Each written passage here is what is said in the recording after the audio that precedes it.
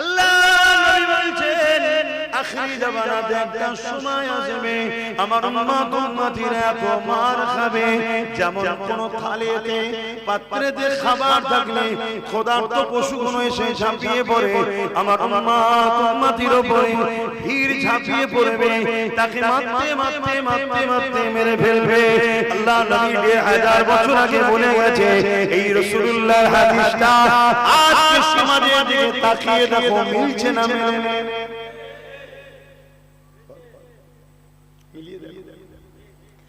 আল্লাহ নবীকে সাহাবারা জিজ্ঞাসা করলেন, ইয়া রাসূলুল্লাহ হাবিবাল্লাহ, এই মার খাবার কারণটা কি হবে? আমার ভাইদের সংখ্যা কি কম হবে? অর্থাৎ উম্মতে মুহাম্মাদী সংখ্যা কি কম হবে? আল্লাহ নবী বললেন, না সাহাবারা, আমার তোমার ভাইদের সংখ্যা কম হবে না, তারপরেও কেন তোমার খাবে? আল্লাহ নবী বলেছিলেন কি মন দিয়ে শুনে, তারা আল্লাহকে ভয় খাবে না, তাহলে তাদেরকে ভয় খাবে। আল্লাহ নবী বললেন তাকদি অন্যায়কারী বাদশা নেতাদেরকে তারা ভয় খাবে। কেউ যারা ইমানদার হয় তারা কেমন হয় একটু মন দিয়ে শুনেন। যুগে যুগে আমাদের উপরে যুদ্ধ হয়েছে, যুগে যুগে আমাদের উপরে অত্যাচার হয়েছে, কারণ আমাদের উপরে জুলুমের পিছনে আল্লাহ পাকের একটা পরীক্ষা রয়েছে। যদি আবু জেহেল না থাকে তাহলে বিলাল যে নবীকে কতটা ভালোবাসতো, আল্লাহকে কতটা ভালোবাসতো, এই ইতিহাস আমরা জানতে পারতাম না। যদি আল্লাহ পাক বিলালকে পরীক্ষা নেবে, আবু জেহেলের দ্বারাই তো নেবে। মুসা নবীর উম্মতকে পরীক্ষা নেবে, মুসা দ্বারা নেবে। ইব্রাহিম আল্লাহ পরীক্ষা নেবে, নমরুদের আগুনে ফেলে তো পরীক্ষা নেবে। তবেই তো আমরা আজকে ওয়াজ করি, এ দুনিয়ার মানুষেরা আল্লাহকে ভালোবাসি শুধু বললে হবে না। আব্বা জান ইব্রাহিম আলাইহিস সালাম কেমন ভালোবেসেছে দেখো। নমরুদ তিনাকে আগুনে ফেলে দিয়েছিল, চরকি কোরআন হচ্ছে বারে ফেলে দেবে, এমন সময় জিবরাইল সাল্লাম এসে চরকি ধরে ফেলেছে। ইব্রাহিমকে সাহায্য করব, আব্বা জান ইব্রাহিম সাল্লাম বলেছিলেন না, আপনি চলে যান, আমার আল্লাহ আমাকে পরীক্ষা নিচ্ছে, আমি আল্লাহকে ভালোবাসি, এই ভালোবাসার পরীক্ষা নিচ্ছে। আল্লাহ পাক দেখছে ইব্রাহিমের কাছে জান আগে না আল্লাহকে, এই পরীক্ষা আল্লাহ নিচ্ছে। এই হযরত জিবরাইল, আমি একবার নয় হাজারটা যদি আল্লাহ জান দেয়, হাজারবার আগুনে পুড়ে প্রমাণ করব ইব্রাহিমের কাছে জান আগে না, জান দেওয়ার মালিক আল্লাহ আপনি আগে। আরো বলুন সুবহান। আবিরানা জওয়ানেরা মনে রেখে দেবেন, আল্লাহ পাক যুগে যুগে ফিরআউন পাঠিয়েছে, যুগে যুগে নমরুদ পাঠিয়েছে, যুগে যুগে জিত পাঠিয়েছে, যুগে যুগে সাদ্দাত পাঠিয়েছে, যুগে যুগে এমন করে আকবর পাঠিয়েছে, যুগে যুগে ব্রিটিশ হুকুমত পাঠিয়েছে, যুগে যুগে চেঙ্গিস খান পাঠিয়েছে। একটা চেঙ্গিস খান ছিল বাগদাদের জমিনের উপরে হামলা করেছিল। মন্দির ইতিহাসটা শুনে বাগদাদের জমিনের লাইগুলোতে আগুন ধরিয়ে দিল। এই যুবকেরা মাদ্রাসার উপরে দুশমন, আজকে শুধু মুদি দিদি করছে তা নয়, যুগে যুগে মাদ্রাসার উপরে ইসলামের উপরে হামলা যুগে যুগে হয়েছে। সেদিন হামলা করেছিল চেঙ্গিস খান, সেদিন বাগদাদে হামলা করেছিল, হামলা করে মাদ্রাসার বাচ্চাগুলোকে জবাই করে দিয়েছিল। হাজার হাজার বাচ্চাদের রক্তেতে মাদ্রাসা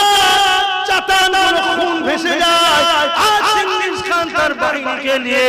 আনন্দ খুশি করতে লেগেছে। 3000 উস্তাদ ছিল, সরি 300 উস্তাদ ছিল। ওই 300 উস্তাদকে বন্দী করে চেঙ্গিস খান তিনকে কাতারের মধ্যে ভাগ করে দিয়েছে। ভাগ করে দিয়ে চেঙ্গিস খান এসে বলছে,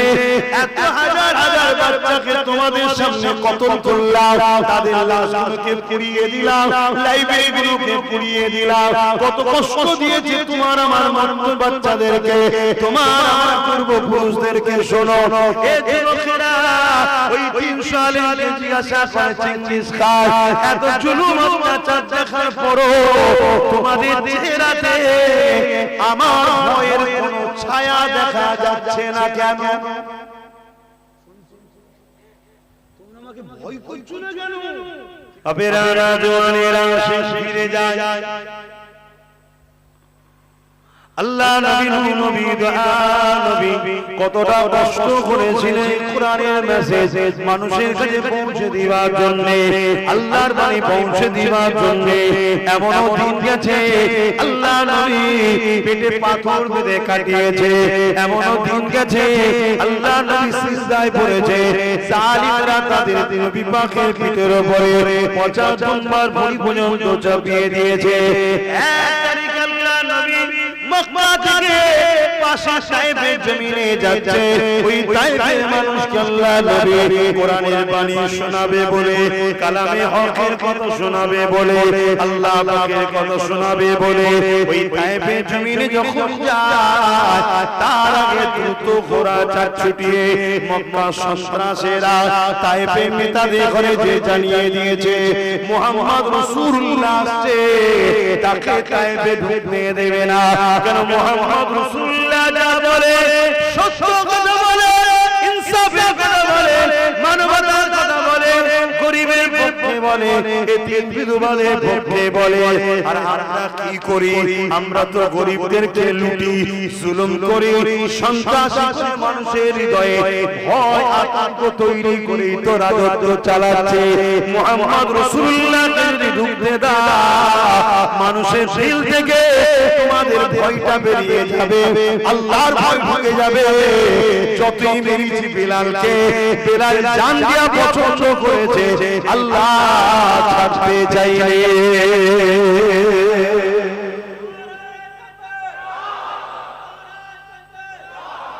আমি তো সেই নবীর জুতো বোয়ার উপযুক্ত হতে পেরেছি কি জানি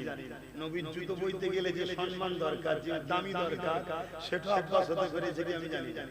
তবে এতটুকু জানি আমি নবীর একজন গুনাহগার পাপী কিন্তু উম্মত কথা বুঝে আসছে ভালোবাসি নাকি আমার সাথে কিছু ছেলে একটু মহব্বত হয়ে কিছুদিন মিশামিশিতে উঠা বসা করাতে এমন তারা হয়ে গেছে কাউকে 30 লাখ দিয়ে কাউকে 50 লাখ দিয়ে কাউকে 1 কোটি দিয়ে পর্যন্ত কিনতে চাইছে জমিনে যখন প্রবেশ করতে লাগলো হৃদয়ে হাত দিয়ে বলেন আপনাদের দিলে নবীর প্রেম আছে না না একটুখানি অনুভব করে আল্লাহ নবী আল্লাহর বাণীকে নিয়ে তায়েফের জমিনে যখন ঢুকলো তায়েফের মানুষেরা আল্লাহ নবীকে পাথর মারতে লাগলো যে নবী আমার তায়েফের মানুষকে জাহান্নাম থেকে এবং দুনিয়া থেকে বাঁচাবার জন্য এসেছে সেই নবী পাককে তারা পাথর মারছে কেন না পিছন দিক থেকে জালিম শাসকরা টিউনিং করে দিয়েছে আজকে দিনও সেই নবীর গোলাম হিসেবে নবীর বাণী পৌঁছে দিয়ে নবীর উম্মতকে জাহান্নাম থেকে বাঁচাবার চেষ্টা করছে কিন্তু এই উম্মতের একদল লোক আমার মা তুলে গাল দিচ্ছে আমার বাপ তুলে গাল দিচ্ছে আমাকে মেরে ফেলার পর্যন্ত প্ল্যান তৈরি করছে কারণ কি এদের পিছনে আজকের আবু জেহেল উতবা মতো এরকম কিছু দিনের দুশমন রয়েছে তারা এই মুসলমানদেরকে টিউনিং করছে তাই মন দিয়ে শুনেন দিলে যদি ঈমান থাকে তাহলে আপনাকে ঈমানের পরিচয় দিতে হবে এই যুবকেরা তরুণেরা আল্লাহ নবী যখন তায়েফে প্রবেশ করতে লাগলো কি জন্য প্রবেশ করতে লাগলো আল্লাহর বাণী কোরআন শোনাবে বলে তায়েফের মানুষেরা আমার নবী পাককে পাথর নিক্ষেপ করতে লেগেছে আল্লাহ নবীর পাথর আল্লাহ নবীর গায়ে পাথর লাগে আমার নবী পাকের পাথরটা লাগছে ওই জায়গায় ফেটে গিয়ে নবী পাকের শরীর থেকে রক্ত বেরোতে লেগেছে হে উম্মতে মুহাম্মাদি এই কোরআনের মেসেজ পৌঁছাতে গিয়ে আল্লাহর বাণী পৌঁছাতে গিয়ে তায়েফের জমিনে আমার রাসূলুল্লাহর রক্ত হয়ে জুতা মুবারক রক্তে ভরে গেল নবী আমার অজ্ঞান হয়ে পড়ে গেল আজকে উম্মতের কাছে বড় পরীক্ষা দিন এসেছে উম্মতের কাছে আজকে প্রশ্ন দিন এসেছে ওই কোরআনের কেউ যদি আজকে বলে মিটে যাবে আমার অনুমতি মিটবে না উম্মত মনে রেখে দিও আল্লাহ তাকে মিটিয়ে দেবে তোমরা বাঁচাতে পারবে না কিন্তু দুনিয়ায় ওই কোরআনের পক্ষে হয় কোরআন যে মিটে যাবে বলে কোরআনের দুশমন তার পক্ষে তোমার দাঁড়ালে চলবে না এই হাত সাক্ষী দাও তোমরা কোরআনের পক্ষে করা ছোট হাত সাক্ষী দাও আল্লাহ হাতকে কবুল করে নাও হাত আমরা করে তুলে রাখে আল্লাহ কোরআনের পক্ষে সাক্ষী দিচ্ছে এদের আপনি কবুল করে নাও আল্লাহ নবী জানালেন কিয়ামতের দিনে আল্লাহ কোরআনকে সুন্দর করে সাজিয়ে দেবে আল্লাহ সাজিয়ে নিজে কোরআন পড়তে থাকবে আল্লাহ জিজ্ঞাসা করবে আমার বান্দারে হক তুমি কি আমার কাছে কিছু চাইছো ওই সময় কোরআন বলতে লাগলে জবান খুলে দেবে আল্লাহ এ যুবকেরা কাবা কাবা খুলেছে আল্লাহ উস্তুনে হারহা শুকনা খেতে গেছে করি যার উপরে আল্লাহ নবী এমন করে খুতবা দিল তার জবান খুলেছে আল্লাহ আমার আল্লাহ ওই মাহফিলে যে কোরআন রেখেছে ওই কলমামুল্লাহ জবান আল্লাহ খুলে দেবে সেদিন বলতে লাগবে আয় আল্লাহ এই কঠিন দিনেতে বাপ ছেলের নয় ছেলে বাপের নয় মা মেয়ের নয় মেয়ে মায়ের নয় স্বামী স্ত্রীর নয় কেউ কারণ নয় এ যুবক ময়দানে মা সবটা কত কঠিন হবে জানো আজকে তো সূর্য কোটি কোটি মাইল দূরে এই সূর্যের তাপ সহ্য করা যায় বলো দুপুর 1-1:30টার সময় পাকা রাস্তায় খালি পা দিতে পারবে তাও তো কোটি কোটি মাইল দূরে আর এক গুণ তাপ আছে সেদিন 12 গুণ তাপ বাড়বে তুমি শোনো হুঁশ হারিয়ে ফেলো না কারবার করো ব্যবসা করো রাজনীতি করো সংসার করো কে মানে করে কিন্তু যখন ঈমানের সওদায় আন তাতে কোটি টাকা লস হবে যার সাথে বিজনেস আন নাই ভাই তুই আমার নবীর বিরুদ্ধে চলে গেছিস বিরোধী হয়েছিল কারা বলবি তো আমার কথা বুঝছেন না ভাই কারা বিরোধী হয়েছিল আবু জেহেল উতবা সাইবা আবু লাহাব উমাইয়া কেন তারা বিরোধী করেছিল তারা ছিল জালিম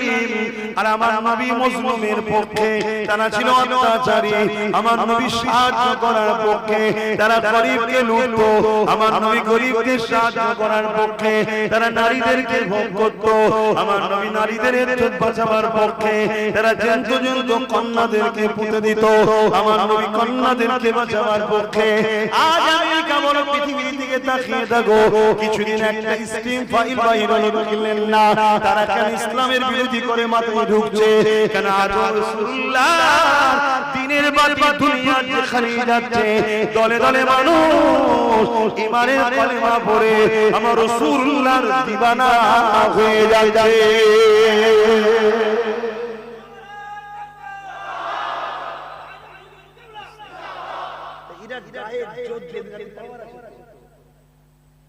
যেমন ফেরাউন পাওয়ারের জোরে মুসার উম্মতদের ঘরে জুলুম করেছে না নমরুদ জুলুম করেছে না এদের হাতে পাওয়ার আছে এরা গায়ের যুদ্ধে কোরআন বানাতে চাইছে কেন কোরআন মানবতার কথা বলে ইনসাফের কথা বলে ভক্তিত্বের কথা বলে ঐক্যের কথা বলে কোরআন বলছে যদি কেউ একটা মানুষকে বিপদ থেকে রক্ষা করে বাঁচায় উদ্ধার করে পুরো মানুষ জাতিকে বাঁচাবার নেকি আল্লাহ তাকে দেয় জোরে বলুন সুবহানাল্লাহ তাহলে সেই কোরআন যদি থাকে দুনিয়ায় ফেরাউনদের জুলুম করতে বাধা হবে না এই কোরআনের আলো যদি মানুষের ধরে ধরে যায় মানুষ যদি কোরআনের প্রেমিক হয়ে যায় মানুষ যদি কোরআনের পক্ষে চলে আসে তাহলে যারা সমাজের মুখে